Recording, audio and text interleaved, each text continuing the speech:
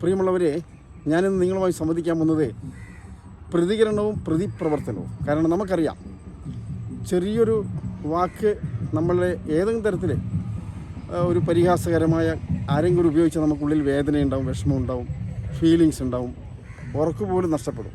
അത് പകയായി, വെറുപ്പായി, അങ്ങനെ നമുക്ക് ധാരാളം അറിയാമല്ലോ, ഡിസോർഡർ സാധ്യതയുള്ളൊരു ഇതാണ്. ഒരു വാക്ക് പഴയ്ക്കുമ്പോൾ നമ്മൾ പ്രതീക്ഷിക്കാതെ ആളിൽ നിന്നും ചില പ്രതികരണങ്ങൾ. പക്ഷേ പ്രതിപ്രവർത്തനം എന്ന് പറയുന്നത് നമ്മൾ പകവയ്ക്കുക എന്നുള്ളതാണ്. കുറേ സ്റ്റോർ ചെയ്ത് പിന്നെ ഒരു ദിവസം പൊട്ടിത്തെറിക്കുന്നു. അങ്ങനെയാണ് എനിക്ക് തോന്നുന്ന ഇതിനിടെ ആ ഒരു യുവാവ് 5-6 പേരെ കുത്തിക്കൊന്നില്ലേ, അതിൻ്റെ ഉള്ളിലൊക്കെ ധാരാളം കാരണമുണ്ട്, നമുക്കറിയില്ല. കുറേ അവന് എന്തെങ്കിലും ഉണ്ടോ നമുക്കറിയില്ല സൈക്കോളജിക്കലി. അല്ലാണ്ട് പെട്ടെന്നൊരൊക്കെ അങ്ങനെ തോന്നണ്ടെങ്കിലേ കുറേ ഇൻസൾട്ടിങ്ങും അടിച്ചമർത്തലും അവഗണനയും ഒക്കെ സഹിച്ചിട്ടുണ്ടാവും. അപ്പോൾ അതിൽ നിന്ന് ഇതെല്ലാം സ്റ്റോർ ചെയ്ത് ഒരു പൊട്ടിത്തെറിക്കുകയാണത്. അതിന് കാരണം ഒരു നിമിത്തം ഉണ്ടാവും, അത്രയേ ഉള്ളൂ. അപ്പോൾ എനിക്ക് പറയാനുള്ളത് നമുക്ക് നല്ല രീതിയിൽ മുഖാമുഖം അപ്പോൾ പറഞ്ഞ് തീർക്കുന്നത് നല്ലത്, ഫിനിഷാവണം. എങ്കിലേ ജീവിതം മുന്നോട്ട് പോവുകയുള്ളൂ.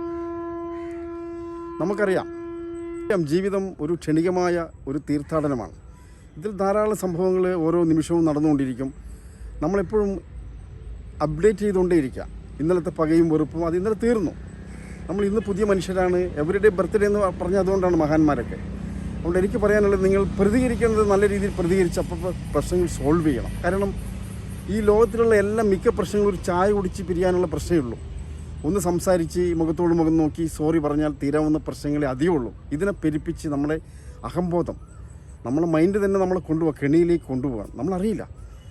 അങ്ങനെ വെറുപ്പും വൈരാഗ്യവും വിദ്വേഷവും പരസ്പരം നമ്മൾ രോഗികളായി മാറുകയാണ്. അപ്പോൾ ഇതിൽ നിന്ന് മോചനം നേടുവാൻ നമ്മളൊരു അവെയറായിരിക്കുക. നമുക്ക് വൈകാരികമായ ചില സിറ്റുവേഷൻ ഉണ്ടാവും, ദേഷ്യം വരുന്ന സമയം ഉണ്ടാവും, ഭയം വരുന്ന സമയമുണ്ട്. ഇതൊക്കെ നല്ലതാണ്, തെറ്റില്ല.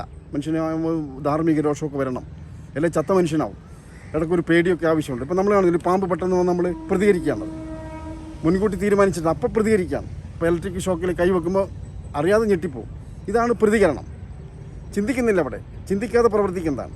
അപ്പോൾ അതുപോലെ പെട്ടെന്ന് അപ്പം ഉണ്ടാകുന്ന സംഭവങ്ങൾക്ക് അപ്പം തന്നെ പരിഹാരം കണ്ട് നമ്മൾ മുന്നോട്ട് നീങ്ങുക എന്നുള്ളതാണ് റീഫ്രഷ്. പുതിയ ഒരു ജീവിതത്തിൻ്റെ നവ്യമായ ഓരോ നിമിഷവും. ഒരേ നദിയിൽ 2 തവണ കാല് കുത്താൻ പറ്റില്ലെന്ന് മഹാന്മാർ പറഞ്ഞ അതുകൊണ്ടാണ്.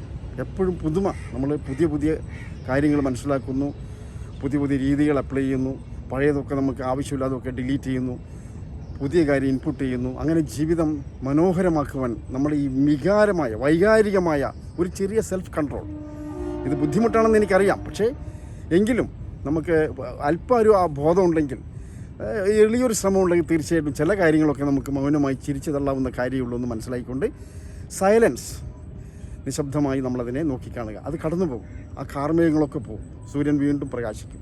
അതുകൊണ്ട് പ്രശ്നങ്ങളുണ്ടാകുമ്പോൾ നമ്മൾ തീർച്ചയായിട്ടും അവെയറാവണം. അവിടെയാണ് നമ്മൾ ബോധത്തിലേക്ക് വളരേണ്ടത്. അപ്പോൾ അങ്ങനെ ഒരു സെൽഫ് കൺട്രോളിലേക്ക് നമ്മൾ ശീലിച്ചു കഴിഞ്ഞാൽ തീർച്ചയായിട്ടും. പിന്നെ എനിക്കൊരു ടെക്നിക്ക് ഞാൻ പറഞ്ഞുതരാം.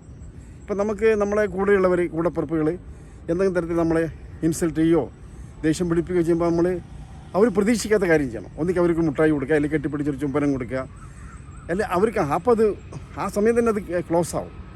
വ്യത്യസ്തമായ കാര്യങ്ങൾ ചെയ്തുകൊണ്ട് അത് ആവർത്തിക്കണം എന്നല്ല, എപ്പോഴും അങ്ങനെ ചെയ്യണമെന്നല്ല, നമ്മൾക്ക് പറ്റാവുന്ന രീതി നമ്മൾ ക്രിയാത്മകമായി, സർഗാത്മകമായി ക്രിയേറ്റ് ചെയ്തുകൊണ്ടേയിരിക്കണം. എങ്ങനെ? പ്രശ്നങ്ങളില്ലാതെ, പ്രശ്നങ്ങൾ സോൾവ് ചെയ്തുകൊണ്ട്. പ്രശ്നങ്ങളെല്ലാം വേഷം മാറി വരുന്ന അനുഗ്രഹങ്ങളെന്ന് പലപ്പോഴും പറഞ്ഞിട്ടുണ്ട്. അതുകൊണ്ട് പ്രശ്നങ്ങൾ ഉണ്ടാവും. നമ്മൾ പുതിയ പ്രശ്നങ്ങളുണ്ടാവും, പഴയ പ്രശ്നങ്ങൾ പോവും. പക്ഷെ അതിനെ സധൈര്യം, ബോധത്തോടു കൂടി നേരിടുക എന്നുള്ളതാണ്. അതുകൊണ്ട് എല്ലാവർക്കും അതിനുള്ള കരുത്തും കഴിവും ഉണ്ടാവട്ടെ. ജീവിതം ധന്യമാകട്ടെ, ആനന്ദകരമാകട്ടെ എന്ന് മാത്രം പറഞ്ഞുകൊണ്ട് നന്ദി, നമസ്കാരം. വീണ്ടും കാണാം.